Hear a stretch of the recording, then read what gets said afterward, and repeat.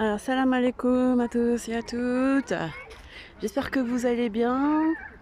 Nous balade en forêt et j'espère que nous allons voir des animaux, peut-être de la ferme. Inch'Allah, on dirait qu'ils sont pas sortis les animaux, ils sont cachés. Donc, qu'est-ce qu'on peut dire? On peut dire que la vie est belle et que voilà, tout le monde profite pour marcher sans masque. Vous voyez, personne ne met de masque, hein. Je sais pas qui en met, mais en tout cas, pas nous. Personne. Allez, viens, on va jouer un peu là-bas. Ah, pas dans la boue. Ils sont pas là, les animaux. C'est dommage. Alors, parlons d'animaux. Le thème d'aujourd'hui, la vache. Moïse, tu fais quoi? Tu vas encore te faire mal, tomber, salir tes habits. Ils sont où les animaux, hein? C'est dommage, hein. Bof. Bon, viens, on passe par là, viens. Alors, du coup, qu'est-ce qu'on peut dire sur la vache? Alors, j'aurais bien aimé faire une étude documentée, mais en fait, on a vraiment pas le temps. C'est dommage, mais si on a le temps, je le détaillerai. Et si ça intéresse vraiment le sujet, je le détaillerai, Inch'Allah. Pour l'instant, je vais juste faire comme ça, de la parole. En même temps, on va se détendre. Mais Bakara, ça veut dire vache en arabe. Et c'est aussi traduit, la sourate est aussi traduite de manière comme la génisse et comme le commencement, le début. Alors, vous allez me dire pourquoi le début? Qu'est-ce qui se passe avec Bakara? Alors, moi, c'est mon analyse, mais je pense que ça se tient. Quand l'homme est créé, l'homme, c'est-à-dire Adam, avec l'esprit saint, enfin le souffle divin, eh bien, il ça va, elle a pas trop froid comme ça, bébé? Non? Elle est bien couverte? On va pas trop rester 2 heures non plus. Ouais, il faut marcher surtout, sinon on va attraper froid. Regardez comment fait la balançoire. Oui, la balançoire. Doucement, hein, pas tomber, hein. C'est bien. C'est bien, Momo. C'est bien, Imran. Ouais, il fait frais, c'est la forêt, hein, tout simplement, hein. Faut marcher, faut pas rester immobile. Si on marche, elle bouge pas, elle va avoir froid. Il y a ta chaleur, elle est avec toi, tu l'entoures, c'est ça. Du coup, vous voyez un petit peu le ciel, comment... Ah, vous le voyez pas, mais en fait ici, il faut ça vous le voyez pas dans la caméra, mais le ciel est jaune. Tout jaune, vraiment tout jaune. C'est vraiment étrange comme sensation. On a l'impression comme une ère d'apocalypse, quoi. Non, vraiment. Après, les oiseaux, ils ont l'air de pas trop s'alerter, donc bon, ils ont un comportement normal, donc je pense que ça va. Inch'Allah. Qu'est-ce qu'il y a, Doudou? Alors, Bakara, la vache. Qu'est-ce que je disais? Donc, du coup, Adam, paix sur lui, il crée donc, d'après les textes hébraïques, bibliques, Torah, et puis on voit aussi dans le Coran que Allah dit j'ai créé les cieux et la terre en 6 jours. Donc 6e jour, il y a la vie et il y a aussi, faudra regarder dans la Bible et tout, mais il y a aussi déjà, avant l'homme, les animaux. Alors quand je parle d'homme, c'est l'homme avec un grand H, c'est un homme qui est avec l'Esprit Saint, l'esprit, le souffle divin, vous voyez? C'est pas un animal, c'est pas l'homme en mode animal. Alors, ceux qui sont dans la théorie du darwinisme vont dire que l'homme au sens animal, sans l'esprit et tout, était créé au 6e jour. Et enfin au 6e jour, on ne sait pas, mais en tout cas, il était présent déjà au 6e jour. Et donc, il s'émancipe. Il trouve l'écriture, enfin tout ça, quoi, la parole et tout, au 7e jour, grâce à l'Esprit Saint. C'est ça un peu. si vous mêlez un peu la théorie darwiniste et la théorie, la conception biblique. Là, c'est un peu, là, il faut faire de la gymnastique intellectuelle, quoi. Je vous accorde. Mais ça se tient, ça se tient. Et d'autres théories, là, cette fois-ci, du côté islam. Et c'est toujours des on dit, hein. C'est pas dans le Coran, mais voilà, c'est plus du côté un peu, peut-être un peu imaginaire, un peu, pas imaginaire, mais peut-être un peu plus, vous voyez, des insufflations, des choses comme ça, données par des savants. Je ne pourrais pas vous dire exactement qui, mais voilà. Si on part de ce principe-là, il y a certains disent qu'il y avait donc avant, alors ça c'est sûr, avant l'homme, avant l'homme sur Terre, en tout cas, il y avait on appelle ça des autres entités, donc des djinns, des entités invisibles. Maintenant, actuellement, ils sont invisibles en tout cas.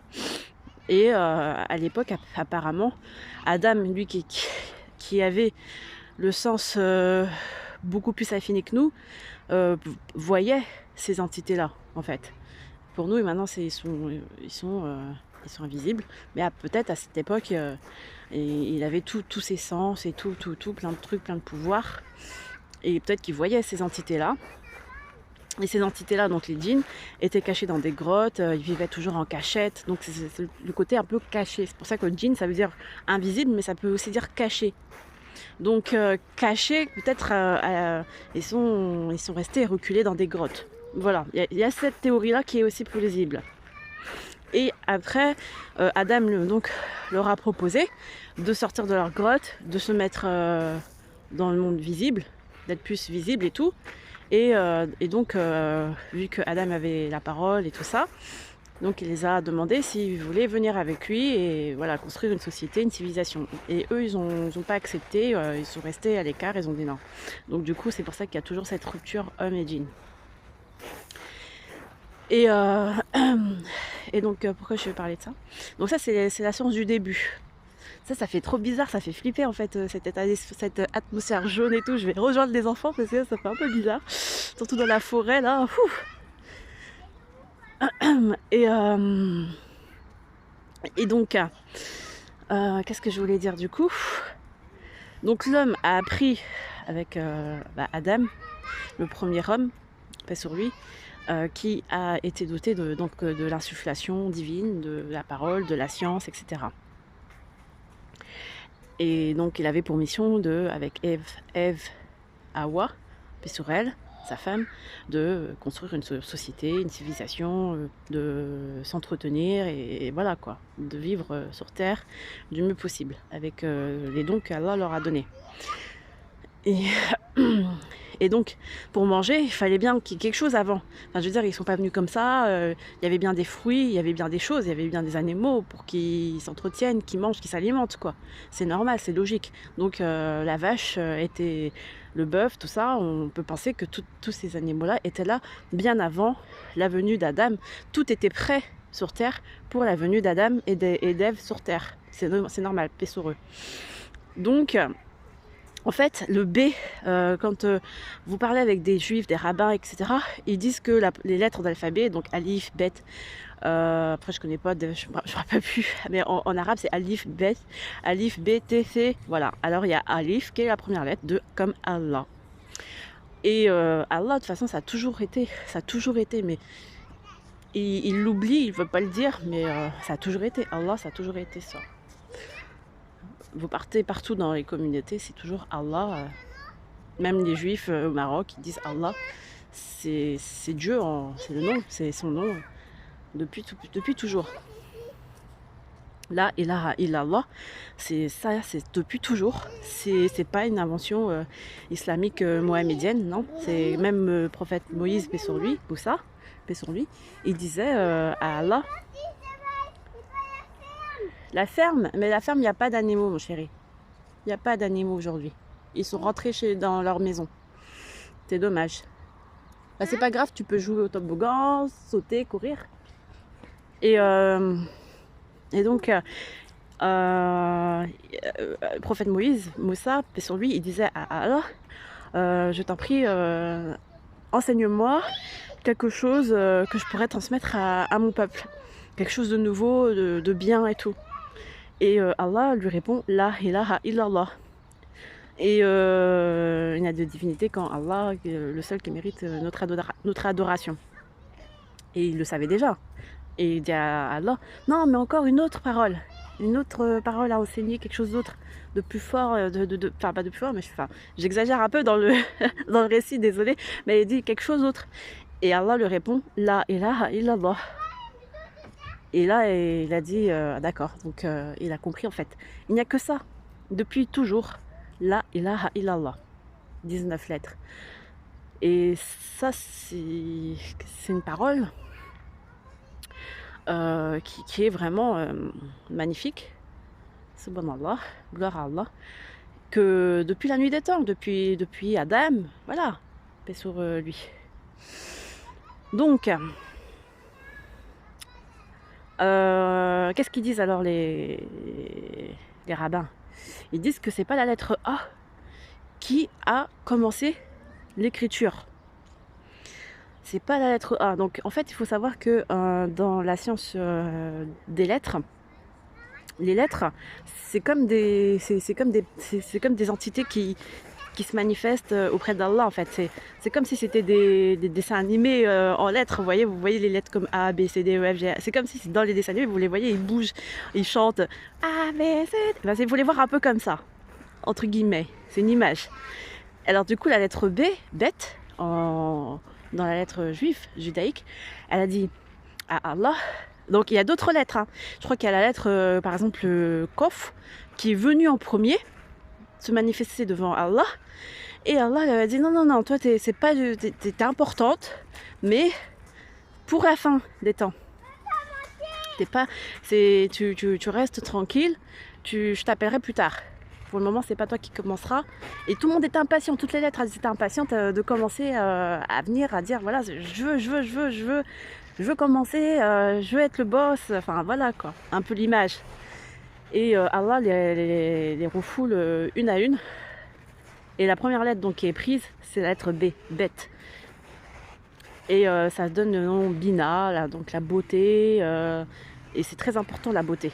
D'ailleurs, prophète Mohammed sallallahu alayhi wa sallam, lors de son voyage nocturne, d'après donc des récits de grands savants, de chers, etc. Il a conversé avec Djibril, paix sur lui, Gabriel, et en cadeau, en guise de cadeau, Allah par l'intermédiaire de Gabriel, Djibril, il lui dit tu n'as pas idée de ce qu'il y a tout là-haut. Et Djibril, à un moment, il devait s'arrêter. Il ne pouvait plus continuer le voyage avec le prophète Mohammed sallallahu alayhi wa sallam. Ah, je te pousse, d'accord. Et il lui a dit quelque chose comme il y a quelque chose de loin, très loin, comme si c'était un truc de fou, un peu cette expression-là. C'est loin, très très loin, encore plus loin, plus haut. Plus là-haut. Très loin. Un truc de fou, quoi. En gros, c'est un peu ça l'expression. Oui. Quelque chose de l'ordre de la beauté. Donc ça c'est une invocation aussi sur la beauté, mais apparemment, il faut pas la prendre, faut pas la donner à n'importe qui, parce que après c'est au jour du jugement, il faudrait en rendre des comptes. Et donc c'est des choses mystérieuses et secrètes qui ne s'enseignent pas. Bon. Il faut juste savoir que ça existe et tout, mais il faut pas s'attarder dessus, parce que c'est des choses qui peuvent se retourner contre toi. Parce que la beauté, faut le mériter, quoi. Faut être aussi dans la beauté, il faut être beau. Mais c'est tout ce qu'on aspire. On aspire tous à être dans la beauté de nos actions, de nos paroles, de nos faits et gestes, de notre cœur. Et c'était un peu ça en fait. Ça veut dire que, encore en haut, mais si vous faites du soufisme, il y a beaucoup de chers dans le soufisme qui parlent de ça, de cet aspect de la beauté qu'Allah réserve aux privilégiés. Et vraiment cette notion elle est même incomprise, hein, même, je comprends. Un jour j'ai vu, enfin voilà, bref, je vais pas m'étaler, mais vous voyez là le mot B, la lettre B. Et après, en plus, ce qui est vraiment magique, magnifique dans le Coran, c'est qu'après B, c'est T, alif, B, T. Donc ça fait bête, bête. Ça fait bête, beauté. Vous voyez? Soit il y a le mot bête, la bête horrible, le monstre, ou BT, beauté. La beauté, la belle et la bête. La beauté, c'est magnifique, hein, mashallah, alhamdulillah, subhanallah, akbar. Là, il commence à pleuvoir, donc on va rentrer. Mais pour vous montrer que la lettre B, il y a beaucoup de choses en fait. Hein. Et puis, il y a donc un des secrets, c'est Bakara, donc la vache. Donc, si Allah nous a mis la vache, et c'est pour ça que les Indiens disent c'est sacré, la vache est sacrée et tout. Mais en fait, c'est un symbole, c'est tout simplement un symbole pour dire que oui, c'est sacré dans le sens où l'homme a été mis sur terre avec tout ce qu'il fallait, tout, pour son alimentation, son entretien et tout, et qu'il doit honorer, il doit glorifier Allah pour cette ingéniosité, cette ingénierie qui est déjà parfaite en soi et qui est sacrée en fait, parce que c'est de l'attention, c'est de la bénédiction. Et d'ailleurs, Bakara, il y a Baraka, si vous inversez les lettres. Donc bénédiction. Et donc les juifs, eux, les rabbins, ils disent que Allah n'a pas voulu mettre le mot A, la lettre A, en premier dans la Torah. La Torah commence par la lettre B avec Bereshit, je crois que ça veut dire commencement. Donc le commencement avec des bénédictions. Parce que Allah commence toujours avec la bénédiction. Donc c'est comme il a commencé sa création avec la bénédiction. Donc la vache, c'est comme si, voilà, je vous donne à manger, c'est de la bénédiction, je bénis ma créature et tout. Et le fait que Bakara, Baraka, tout ça, c'est lié, ça veut dire que l'homme, Adam, est sur lui, ta chaussure, qu'est-ce qu'il y a après, viens, on rentre vite parce qu'il pleut. Donne-moi ta main. Et donc, il est béni. Tu verras ça après, on va dans la voiture, je te mets bien. D'accord? Non, là il pleut, Doudou, viens, je te porte. Je te porte après, on va faire à la maison, dans la voiture. Et donc, il est béni. Adam, paix sur lui, est une créature bénie. Allah a tout mis pour lui, tout. Et il doit savoir ça, quoi. Il doit se rappeler, il doit s'en souvenir. Se souvenir aussi de son Seigneur. Allah n'a pas créé la création avec la malédiction, le châtiment, alors que ça fait partie aussi ça fait partie des rôles aussi d'Allah, de châtier, d'être en colère et tout. Et ça, il a tout ça. Mais il a préféré mettre en avant le côté bénédiction, donc ouverture de la porte, bénédiction, etc. Mais d'où le symbole fort de la vache sacrée et tout. Les Indiens l'ont bien compris. Mais après, ça ne veut pas dire qu'il ne faut pas manger la vache. Hein. Ça veut dire que tout simplement, il faut se souvenir de son Seigneur de cette manière, en fait, en se disant on est béni et on doit glorifier son Seigneur. Tout simplement, voilà. Qu'est-ce que je voulais dire? Alors du coup, le fait que l'homme perd la tête et commence à commence à tuer sa vache, à ne pas l'entretenir correctement et à lui faire par exemple des vaccins bizarres. Et par exemple, il y a aussi, je ne sais pas si vous en souvenez, dans les années 90 avec l'effet vache folle, la vache qui devient folle, la vache qui rit, mais après elle devient folle. Donc elle ne rit plus. Et si vous regardez tout ce que la vache qui rit, ça, dans les logos, avant, c'était des messages diaboliques sur les paquets de vaches qui rit. Vous regardez, vous faites vos informations.